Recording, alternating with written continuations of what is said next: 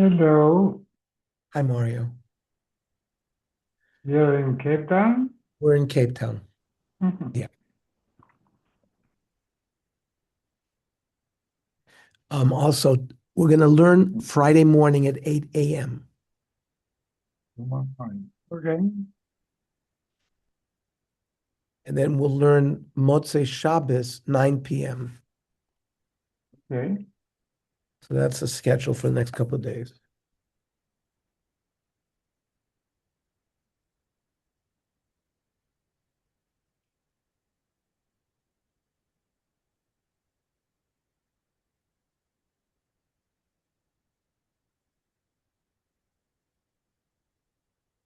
We are on 89. Mhm. Hey, Tess. Avram Avinu, when he went to fight to save Lot, he refused reward. And he said, "Imichut v'atzrochnal, I'm not going to take even a thread or shoelace. Zachu banu l'shtei mitzvos. L'chut shel tcheles or itzur shel tefillin. The threads of tzitzis and the straps of tefillin. Ishma itzur shel tefillin. Now, it said that it gave benefit to Klal Yisrael. Well, I understand the benefit of tefillin. Ksiv v'ro kol ha'me'aretz kishem Hashem nikra alecha. When the Jewish people would go out to fight in war, they would wear their tefillin. And they would be afraid the other nations and the Jewish people would win the war. So it's a benefit. Tanya, what's the benefit in this world when for tzitzis? The Tanya, Rebeir Oimer, Manishtanat Tchelis Mikol Hatzivonim. Tchelis is blue. Why is this blue color different than other colors? Mibnei Shetchelis Dome Liyam. The blue of tzitzis is compared to the ocean. V'yam Dome Rakia. The blue of the ocean is similar to the sky. V'rakia Doimer Le'evan Sapir. The sky blue is similar to sapphire. The Evan Sapir Doimer L'Kisei Kovod. The sapphire is the color of the throne that Hashem sits on. Shenemar Vayirus Elokei Yisrael V'tzachas Raglav Kesapir. So Uksiv Kimare Evan Sapir Dmuskise by Yecheskel, it says that the throne looked like sapphire. Therefore, when the Jewish people look, or when a Kodesh Baruch Hu sees his Kisei Kovod, he's reminded that Klal Yisrael puts on tzitzis, which gives them a bracha. Amrav Kasha Gezel Adechal. If you steal something and it's intact, you can always return it. But once you eat it, it takes away the ability of doing tshuva for stealing. Even a tzaddik can't do anything about something that was stolen that was eaten. Shenemar, Biladai Rakasher Achluha Na'arim. Avram Avinu had brought in help to fight the Battle of Lot, and the kings wanted to reward Avram Avinu. He said, "I'm not going to take any reward except for those that the young people had eaten, because that's already been consumed. There's no takana for that." Amrav Yechon Mishum Rav Lozer Rav Shimon. Kol mokum shata motze dvar Rav Eliezer b'nosh Rav Yosef Lili behaggadah. When you see statements in Agadaic literature naming Rabbi Eliezer the son of Rabbi Yosef Lili, I say oznecha ka'afar cheses. Attune your ear to listen very closely. Because Rabbi Eliezer said, Lo merabcha mikol amim chashak Hashem b'chem. Hashem has loved Klal Yisrael not because they're the largest of the nations, but the smallest of the nations. Amar lam HaKadosh Baruch Hu Yisrael. Hoshkani b'chem. I want you. Shafilu b'shoshani mashpia lachem gedula tememati matzmechem ufanai. Even though I do great things for you, yet you stay humble. Natati gedula Avram. I gave greatness to Avram. Amar lefanai vanochi ofar va'efer. He said, I am dirt and ashes. I gave greatness l'Moshe va'Aaron. Amru v'nachnu ma. They said, we're nothing. I gave greatness l'David HaMelech v'anochi tolas v'lo ish. I'm a worm, not a person. Aval ovdei kochovim enan kain. The non-Jews, when I give greatness to them, they don't have the same humbleness. Nosati gdula Nimrod. Omar hava nivna lanu ir. He wanted to build the Tower of Bavel to go fight with Hashem. Lefaro Omar mi Hashem. Who is this God? I don't know him. Lesanchev Omar mi b'chol Elohei oratzos. Who is great among the gods who can take away or can save Yerushalayim? I'm trying to destroy it. Nebuchadnezzar Omar Ele al b'mosei Av. But Nebuchadnezzar also was the king of Babylonia. Said, I am going to be even higher than the clouds. L'chira melech Tzor Moshav Elohim yashavti b'lev yamim. Chiram was the king of Tyre, Tzor, and he says that I sit in the seat of Hashem. So the Bnei Israel remain humble, even though they're given great gifts, but not so what the non-Jews. Omer Rav Avitem Rav Yochanan. Godol shnemer b'Moshe v'Aaron yesvei ma shenemar b'Avram. Greater it was said about Moshe v'Aaron than it was said by Avram. Dilu b'Avram ksiv anochi ofar va'efer. Dust and ash, which Avram Avinu was compared to, is still something physical. Ilu b'Moshe v'Aaron ksiv anachnu ma. They said we're nothing. It's even more humble. Amar Rav Avitem Rav Yochanan. In Olam Iskaimel B'Shul Moshe v'Aaron. The world continues to exist because of the humility and humbleness of Moshe v'Aaron. Ksiv ha'chav v'nachnu ma. Ksiv ha'sum toile eretz al bli ma. That the world exists because of ma, because of this anachnu ma. Amar Rabbi Lo, in Olam Iskaimel B'Shul Misha Kulo Sheboy Lem Esatzmo B'Shas Meriva. Somebody like fights against you and you remain quiet, even though you have a right to fight back, but you prevent it from escalating. Shenemar tola eretz al blimo means someone who keeps his mouth closed even when he could speak. Although Amar Misha Mesim Atzmo B'Misha Eno, he makes like he doesn't even exist. Shenemar umitachas re'osolam. Amar Rav Yitzchak. My dechsiv ha'umnam elem tzedek tidaberun meisharim tishputu bnei adam. It's not quiet.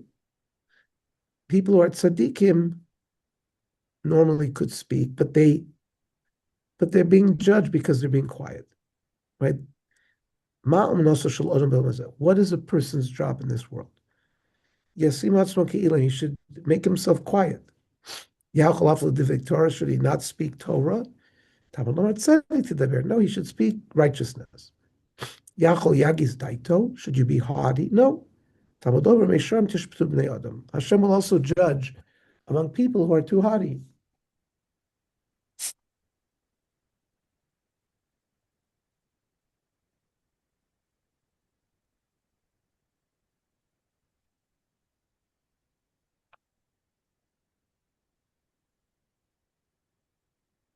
A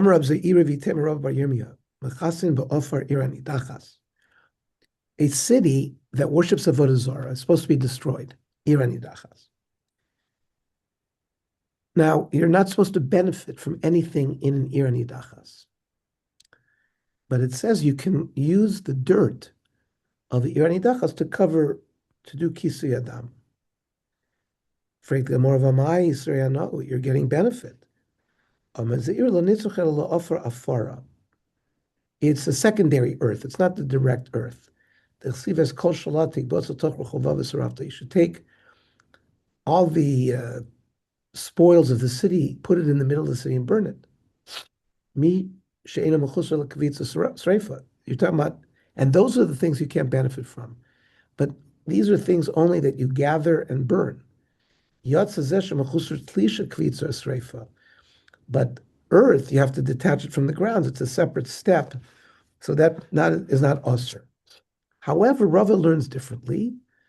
Rava Omar, you can use any dirt. Why? Because mitzvahs lav lahenis nitnu.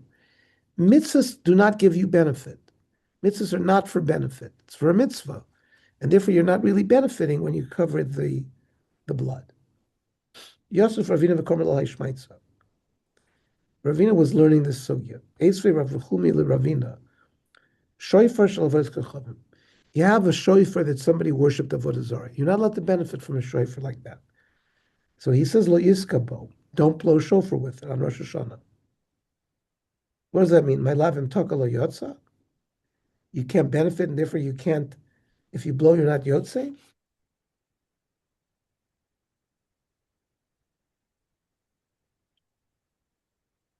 Lo im taka yotza. You do get the mitzvah. L'chadchila, you shouldn't do it because it's ugly to do it something that was used for an avera. Same thing. Lulav shlovadas kachavim. Lo yito. You shouldn't take that on sukkahs because you're benefiting. My love im nota lo yotza. You don't get the mitzvah. No, im nota yotza. You do get the mitzvah. It's just you shouldn't do it l'chadchila. I vatanya taka lo yotza, not a lo yotza. The baraisa that says directly, you're not yotze. On Ravashi hachi hashna. It's not comparable shofar and lulav and the kisei adaf. Hasam shiura be'inan. By a shofar and a lulav, it has to be a certain size. And with avodah zarah, you have to get rid of it. Avodah zarah ktute michtat shiur. You have to destroy it as if it doesn't exist. So therefore, those mitzvahs, you can't be yotze because it's as if they don't exist. When it comes to the dirt, the more you destroy dirt and you have like small little dust, it's better for kisei adam. And so that's not a chisaron, it's not a lack in the fact that there's no shear. New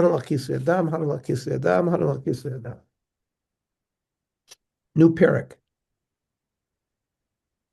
The seventh parak, Gira Nosha. Gira Nosha is the sciatic nerve that travels down the back leg of the cow. And you're not allowed to eat it because Yaakov Avinu struggled with the sarshel Esav, and he got struck on the back of his leg by the sciatic nerve. So Klal Yisrael was given a prohibition to eat the sciatic nerve. So this parak deals with the laws of the Gira Nosha.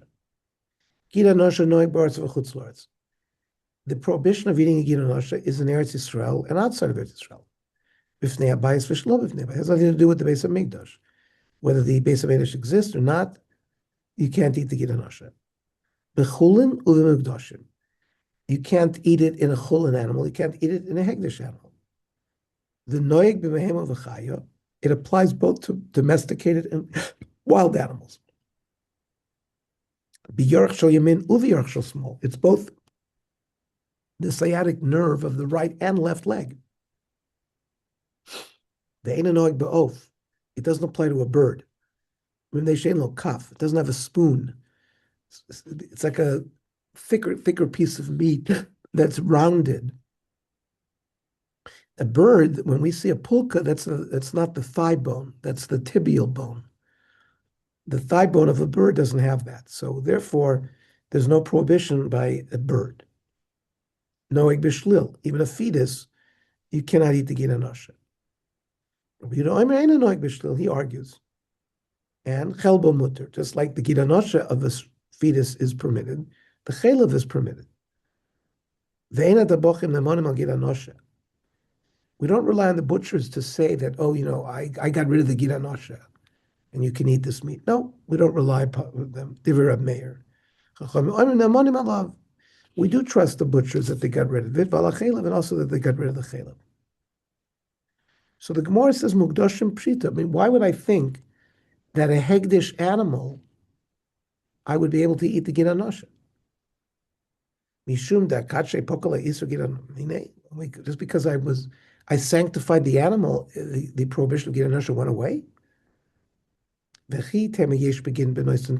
the reason might have been like this. There's a debate among the Tanoim whether this sciatic nerve has flavor or not. And then you're going to get Hanoah. The Osi Isser Mugdoshim V'chayla Isser Gid. Once you make an animal hegdish, you're not allowed to benefit from it. So it's a new, more chomerdika, more stringent Isser. So you have a thing that usually ein Isser Chalal Isser. One kind of prohibition cannot start on another thing. It's already prohibited. How can you have a new prohibition? Well, if it's a more wide or a more stringent prohibition, you can have one Isser affect another Isser. But if that's the case, the language should have said, it shouldn't have said, Gid is noig b'mugdoshim. It should say mugdoshim noig begid. Rather, Rather, the rule is that the gid has no flavor, and therefore, when you eat it, you don't have any personal benefit. So you're not violating the prohibition of me'ilah. B'mugdoshim isur gid ikka isur mugdoshim leka. You didn't benefit from the hegdish because there was no taste. So the gid has already been prohibited, so that you can't get away from. But there's no isur me'ilah. Does our Tana learn that the sciatic nerve has no taste? But none. Your action is bashal bo gid anosha. If you have a thigh and they cooked it with the gid anosha, so im yesh ben noisin tam means if there's enough, there wasn't 60 times the amount of meat compared to the gid. If there was 60 or greater, 60, 61, 62, or any higher ratio, you wouldn't taste it. But if it's 59 or 58 or 57 times the amount of gid, you would taste it. Harezu asura. But all of this is only because the gid has taste. So there has to be a different reason why hegdish works along with the prohibition of gid. We're talking about the child of a kodshim. And this Tana holds that the fetus also, there's a prohibition of gid. So there's a debate. When does a child of a hegdish animal become hegdish? From its creation, from conception, or only after it's born? Well, this Tana holds that it's already created at conception. Well, and therefore, at conception, both the gid and it's not like one. The only problem of Isser Chalal Isser if there is sequential Isurim. Like, for example, let's say you would hold that an animal only becomes hegdish after it's physically born, not at conception. Well, when it was conceived, the Gid Anosha was conceived, so there's already a prohibition of Gid. Now it's born, so we have a subsequent Isser starting on something, so then there's a debate, is it Chal or not Chal? But if both prohibitions were created at the same time, the Isser Gid Anosha of Isser Megdoshim Bahadi Adari Kasi, they came exactly at the same time, then the two Isserim apply. Okay. However, how can you say that when it says that Kodshim and Gid are the same, or there is chalos of the prohibition of Gid Anosha when you eat Kodshim, you're saying now it relates to a fetus only. How can you say that? Seifa, Noeg B'Shlil, if the end of the Mishnah says, oh, and it also has applicability by a fetus, must be Mechlad Dereisha Lav B'Shel Skinon. Must be that the beginning part of the Mishnah is not talking about a fetus. So the Gemara says, this issue of whether the gid applies to a fetus, that's a machlokas between Rabbi Yehuda and the Chachamim.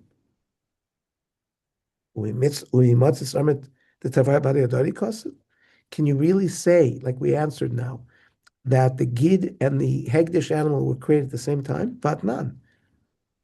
Al elu tumas nazir megaleach. A nazir has to not shave his hair for 30 days. But if he becomes tameh, he has to stop the naziris, he has to shave his hair and start again, new 30 days.